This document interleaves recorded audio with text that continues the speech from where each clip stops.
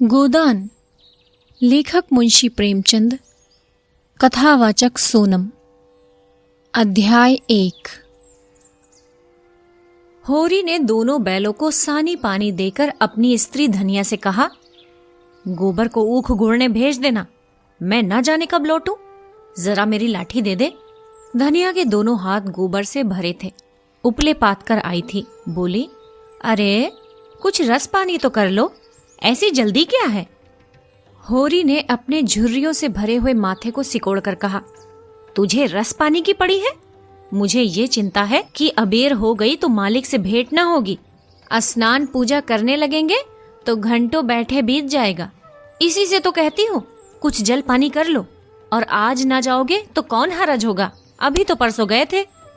तू जो बात नहीं समझती उसमें टांग क्यों अड़ाती है भाई। मेरी लाठी दे दे और अपना काम देख। ये इसी मिलते जुलते रहने का प्रसाद है कि अब तक जान बची हुई है, नहीं तो कहीं पता न लगता कि किधर गए। गांव में इतने आदमी तो हैं, किस पर बेदखली नहीं आई, किस पर कुड़की नहीं आई। जब दूसरे के पांवों तले अपनी गर्दन दबी हुई है तो उन पांवों को सहलाने में ही कुशल है। धनिया इतनी व्यवहार कुशल ना थी। उसका विचार था कि हमने जमींदार के खेत जोते हैं तो वो अपना लगान ही तो लेगा, उसकी खुशामद क्यों करें, उसके तलवे क्यों सहलाएं। यद्यपि अपने विवाहित जीवन के इस 20 वर्षों में उसे अच्छी तरह अनुभव हो गया था कि चाहे कितनी ही कतर ब्योंत करो, कितना ही पेड़ तन काटो, चाहे एक एक कौड़ी को दांतों से पकड़ो, मगर लगान बेबाक होना मुश्किल है। फिर भी वो हार न मानती थी और इस विषय पर स्त्री पुरुष में आए दिन संग्राम छिड़ा रहता था। उनकी 6 संतानों में अब केवल 3 जिंदा हैं। एक लड़का गोबर, कोई 16 साल का, 2 लड़कियां सोना और रूपा, 12 और 8 साल की। 3 लड़के बचपन में ही मर गए। उसका मन आज भी कहता था कि अगर उसकी दवा दारू होती तो वो बच जाते, पर वो एक धेले की दवा भी न मंगवा सकी। उसकी भी उम्र अभी क्या थी, 36वां ही तो साल था, पर सारे बाल पक गए थे, चेहरे पर झुर्रियां पड़ गई थी, सारी देह ढल गई थी। वो सुंदर गेहुआ रंग सांवला गया था और आंखों से भी कम सूझने लगा था। पेट की चिंता ही के कारण तो कभी तो जीवन का सुख न मिला। इस चिरस्थायी जीर्णावस्था ने उसके आत्मसम्मान को उदासीनता का रूप दे दिया था। जिस गृहस्थी में पेट की रोटियां भी न मिले, उसके लिए इतनी खुशामद क्यों। इस परिस्थिति से उसका मन बार बार विद्रोह करता रहता था और 2-4 घुड़कियां खा लेने पर ही उसे यथार्थ का ज्ञान होता था। उसने परास्त होकर होरी की लाठी, मिर्जई, जूते, पगड़ी और तमाखू का बटुआ लाकर सामने पटक दिए। होरी ने उसकी ओर आंखें तरेर कर कहा, क्या ससुराल जाना है जो 5 पोशाक लाई है? ससुराल में भी तो कोई जवान साली सलहज नहीं बैठी जिसे जाकर दिखाऊं। होरी के गहरे सांवले पिचके हुए चेहरे पर मुस्कुराहट की मृदुता झलक पड़ी। धनिया ने लजाते हुए कहा, ऐसे ही तो बड़े सजीले जवान हो कि साली सलहजे तुम्हें देखकर रीझ जाएंगी। होरी ने फटी हुई मिर्जई को बड़ी सावधानी से तय करके खाट पर रखते हुए कहा, तो क्या तू समझती है मैं बूढ़ा हो गया? अभी तो 40 भी नहीं हुए। मर्द 60 पर पाठे होते हैं। जाकर शीशे में मुंह देखो, तुम जैसे मर्द 60 पर पाठे नहीं होते। दूध घी अंजन लगाने तक को मिलता नहीं, पाठे होंगे। तुम्हारी दशा देख देख कर तो मैं और भी सूखी जाती हूँ कि भगवान ये बुढ़ापा कैसे कटेगा, किसके द्वार पर भीख मांगेंगे। होरी की वो क्षणिक मृदुता यथार्थ की इस आंच में जैसे झुलस गई। लकड़ी संभालता हुआ बोला, 60 तक पहुंचने की नौबत ना आ पाएगी धनिया, इसके पहले ही चल देंगे। धनिया ने तिरस्कार किया, अच्छा रहने दो, अब अशुभ मुंह से न निकालो। तुमसे कोई अच्छी बात भी कहो तो लगते हो कोसने। होरी कंधे पर लाठी रखकर घर से निकला तो धनिया द्वार पर खड़ी उसे देर तक देखती रही। उसके इस निराशा भरे शब्दों ने धनिया के चोट खाए हुए हृदय में आतंक में कंपन सा डाल दिया था। वो जैसे अपने नारीत्व के संपूर्ण तप और व्रत से अपने पति को अभयदान दे रही थी। उसके अंतःकरण से जैसे आशीर्वादों का व्यूह सा निकलकर होरी को अपने अंदर छिपाए लेता था। विपन्नता के इस अथाह सागर में सुहाग ही वो तृण था जिसे पकड़े हुए वो सागर को पार कर रही थी। इन असंगत शब्दों ने यथार्थ के निकट होने पर भी मानो झटका देकर उसके हाथ से वो तिनके का सहारा छीन लेना चाहा, बल्कि यथार्थ के निकट होने के कारण ही उनमें इतनी वेदना शक्ति आ गई थी। काना कहने से काने को जो दुख होता है वो क्या 2 आंखों वाले आदमी को हो सकता है। होरी कदम बढ़ाए चला जाता था। पगडंडी के दोनों ओर ऊख के पौधों की लहराती हुई हरियाली देखकर उसने मन में कहा, भगवान कहीं गौ से बरखा कर दे और डांडी भी सुभीते से रहे तो एक गाय जरूर लेगा। देशी गाय न तो दूध दे न उनके बछवे ही किसी काम के। बहुत हुआ तो तेली के कोल्हू में चले। नहीं, वो पछाई गाय लेगा, उसकी खूब सेवा करेगा। कुछ नहीं तो 4-5 सेर दूध होगा। गोबर दूध के लिए तरस तरस कर रह जाता है। इस उम्र में ना खाया पिया तो फिर कब खाएगा। साल भर भी दूध पी ले तो देखने लायक हो जाए। बछुए भी अच्छे बैल निकलेंगे। 200 से कम की गोई ना होगी। फिर गौ से ही तो द्वार की शोभा है। सवेरे सवेरे गौ के दर्शन हो जाए तो क्या कहना। ना जाने कब ये साध पूरी होगी, कब वो शुभ दिन आएगा। हर एक गृहस्थ की भांति होरी के मन में भी गौ की लालसा चिरकाल से संचित चली आती थी। यही उसके जीवन का सबसे बड़ा स्वप्न, सबसे बड़ी साध थी। बैंक सूद से चयन करने या जमीन खरीदने या महल बनवाने की विशाल आकांक्षाएं उसके नन्हे से हृदय में कैसे समाती। जेठ का सूर्य आमों के झुरमुट से निकलकर आकाश पर छाई हुई लालिमा को अपने रजत प्रताप से तेज प्रदान करता हुआ ऊपर चढ़ रहा था और हवा में गर्मी आने लगी थी। दोनों ओर खेतों में काम करने वाले किसान उसे देखकर राम राम करते और सम्मान भाव से चिलम पीने का निमंत्रण देते थे। पर होरी को इतना अवकाश कहाँ था। उसके अंदर बैठी हुई सम्मान लालसा ऐसा आदर पाकर उसके सूखे मुख पर गर्व की झलक पैदा कर रही थी। मालिकों से मिलते जुलते रहने ही का तो यह प्रसाद है कि सब उसका आदर करते हैं। नहीं उसे कौन पूछता। 5 बीघे के किसान की बिसात ही क्या, ये कम आदर नहीं है कि 3-3 4-4 हल वाले महतो भी उसके सामने सिर झुकाते हैं। अब वो खेतों के बीच की पगडंडी छोड़कर एक खलेटी में आ गया था, जहाँ बरसात में पानी भर जाने के कारण तरी रहती थी और जेठ में कुछ हरियाली नजर आती थी। आसपास के गांवों की गौएं यहाँ चरने आया करती थी। उस समय में भी यहाँ की हवा में कुछ ताजगी और ठंडक थी। होरी ने 2-3 सांसें जोर से ली। उसके जी में आया कुछ देर यहीं बैठ जाए। दिन भर तो लू लपट में मरना ही है। कई किसान इस गड्ढे का पट्टा लिखाने को तैयार थे। अच्छी रकम देते थे, पर ईश्वर भला करे राय साहब का कि उन्होंने साफ कह दिया ये जमीन जानवरों की चराई के लिए छोड़ दी गई है और किसी दाम पर भी न उठाई जाएगी। कोई स्वार्थी जमींदार होता तो कहता गायें जाए भाड़ में, हमें रुपये मिलते हैं क्यों छोड़ें। पर राय साहब अभी तक पुरानी मर्यादा निभाते आते हैं। जो मालिक प्रजा को ना पाले वो भी कोई आदमी है। सहसा उसने देखा भोला अपनी गाय लिए इसी तरफ चला आ रहा है। भोला इसी गांव से मिले हुए पूर्वे का ग्वाला था और दूध मक्खन का व्यवसाय करता था। अच्छा दाम मिल जाने पर कभी कभी किसानों के हाथों गाय बेच देता था। होरी का मन उन गायों को देखकर ललचा गया। अगर भोला वो आगे वाली गाय उसे दे दे तो क्या कहना, रुपए आगे पीछे देता रहेगा। वो जानता था घर में रुपए नहीं है, अभी तक लगान नहीं चुकाया जा सका। विशेषर साहू का भी देना बाकी है, जिस पर आने रुपए का सूद चढ़ रहा है। लेकिन दरिद्रता में जो एक प्रकार की अदूरदर्शिता होती है, वो निर्लज्जता जो तकाजे, गाली और मार से भी भयभीत नहीं होती, उसने उसे प्रोत्साहित किया।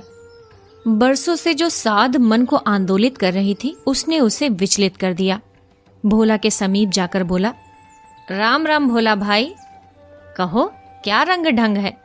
सुना आपकी मेले से नई गाय लाए हो। भोला ने रुखाई से जवाब दिया। होरी के मन की बात उसने ताड़ ली थी। हाँ, 2 बछिए और 2 गाय लाया। पहले वाली गायें सब सूख गई थी। बंधी पर दूध न पहुँचे तो गुजर कैसे हो। होरी ने आगे वाली गाय के पट्टे पर हाथ रखकर कहा, दुधार तो मालूम होती है। कितने में ली। भोला ने शान जमाई। अब की बाजार तेज रहा महतो, इसके 80 रुपए देने पड़े। आंखें निकल गईं। 30-30 रुपए तो दोनों कलोरों के दिए। 30 पर गाहक रुपए का 8 सेर दूध मांगता है। बड़ा भारी कलेजा है तुम लोगों का भाई। लेकिन फिर लाए भी तो वो माल कि यहाँ 10-5 गांवों में तो किसी के पास निकलेगी नहीं। भोला पर नशा चढ़ने लगा। बोला, राय साहब इसके 100 रुपए देते थे, दोनों कलोरों के 50-50 रुपए, लेकिन हमने न दिए। भगवान ने चाहा तो 100 रुपए इसी बयान में पीट लूंगा। इसमें क्या संदेह है भाई, मालिक क्या खा के लेंगे। नजराने में मिल जाए तो भले ले लें। ये तुम्ही लोगों का गुर्दा है कि अंजुली भर रुपए तकदीर के भरोसे गिन देते हो।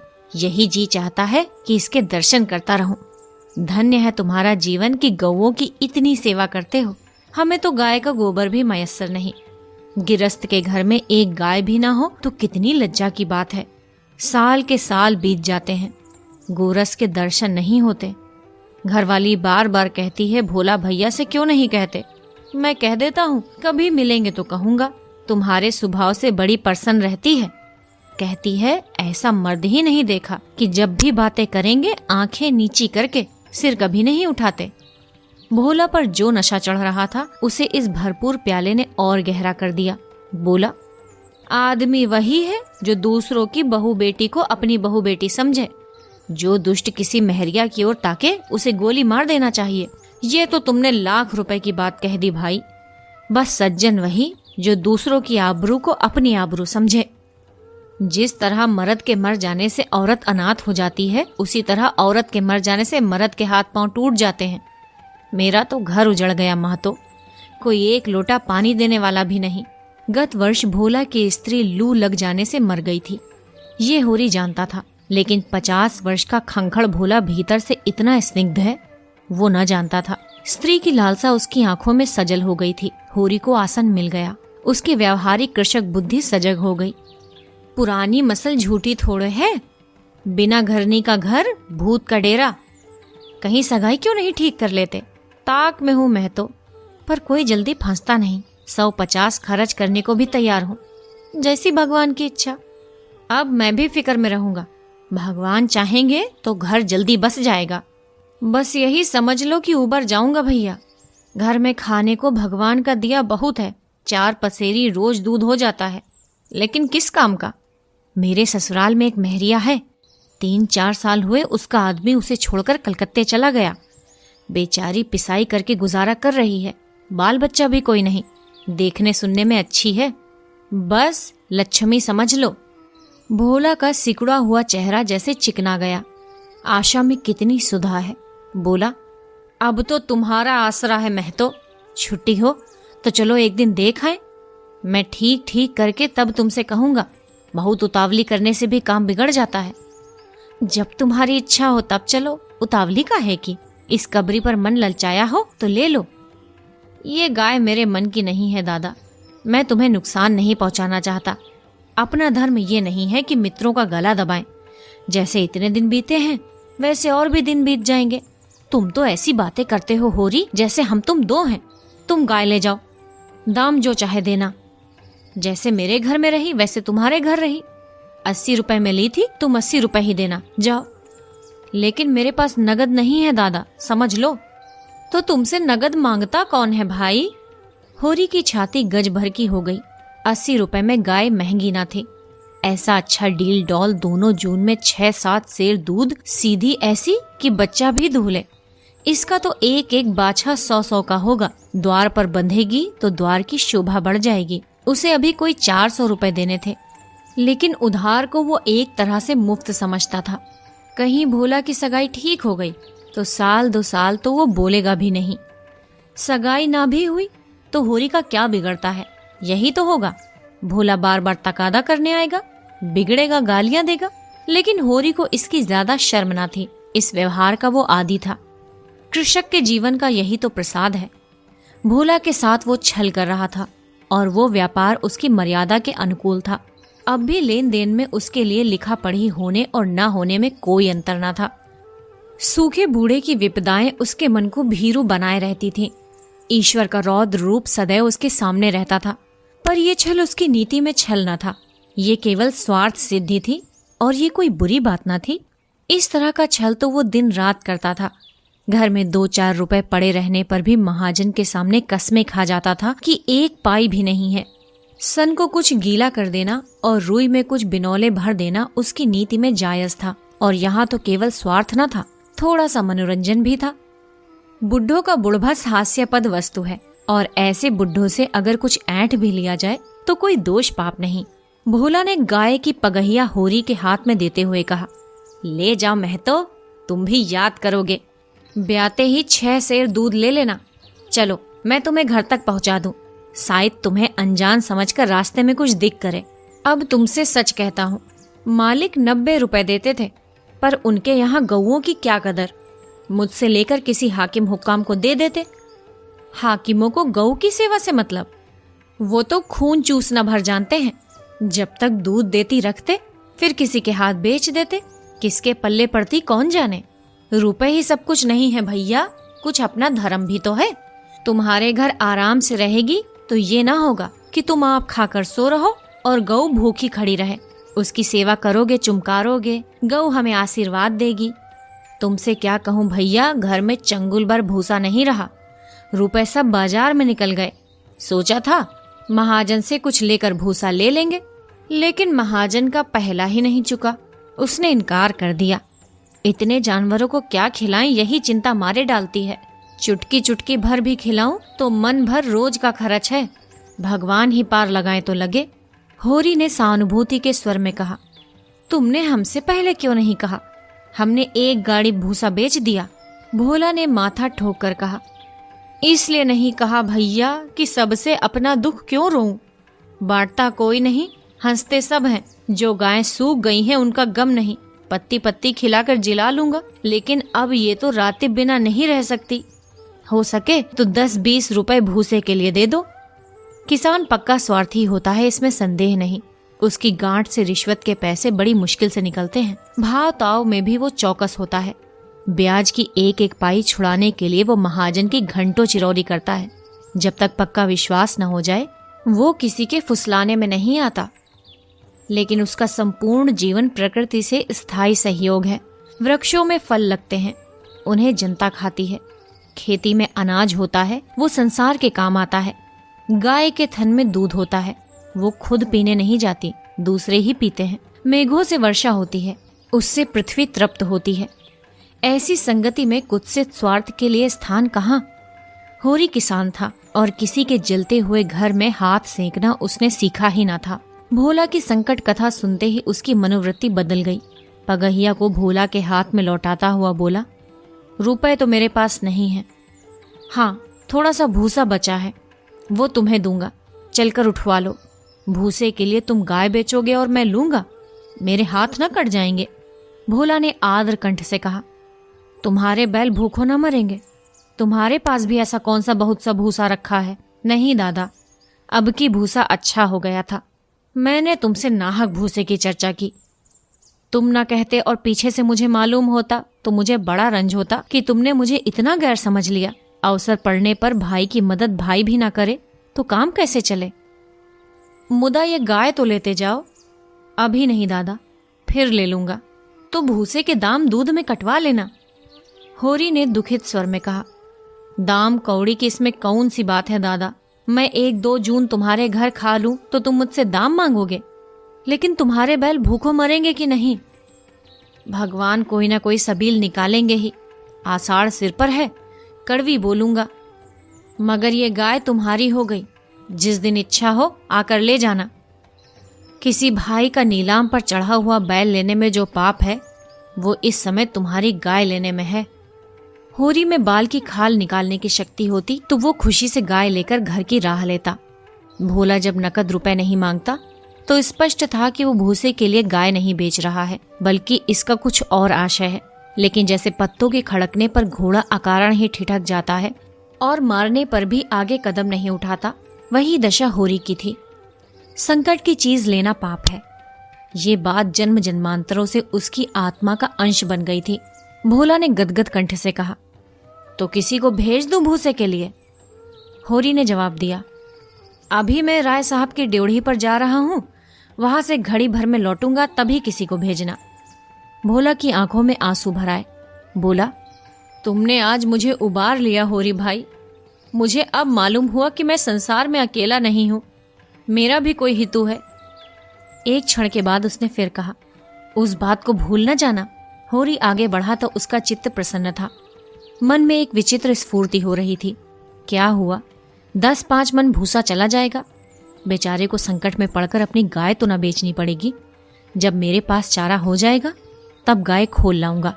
भगवान करे मुझे कोई मेहरिया मिल जाए, फिर तो कोई बात ही नहीं। उसने पीछे फिर कर देखा। कबरी गाय पूंछ से मक्खियां उड़ाती, सिर हिलाती, मस्तानी मंद गति से झूमती चली जाती थी, जैसे बांदियों के बीच में कोई रानी हो। कैसा शुभ होगा वो दिन जब ये कामधेनु उसके द्वार पर बंधेगी। गोदान। लेखक मुंशी प्रेमचंद। कथावाचक सोनम। अध्याय 1।